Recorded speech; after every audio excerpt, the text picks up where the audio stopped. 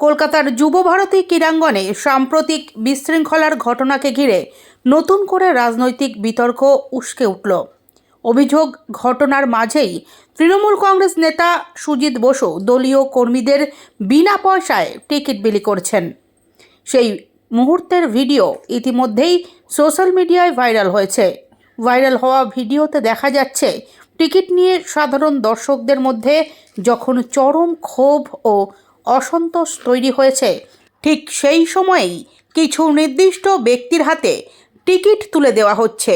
অভিযোগকারীদের দাবি, সাধারণ মানুষ হাজার হাজার টাকা দিয়ে টিকিট কিনেও অনুষ্ঠান সুষ্ঠুভাবে উপভোগ করতে পারেননি, অথচ দলীয় কর্মীদের জন্য ছিল বিশেষ সুবিধা। আজ দুপুর 2টো নাগাদ এই ঘটনাকে কেন্দ্র করে বিরোধীরা কড়া ভাষায় আক্রমণ শানিয়েছেন।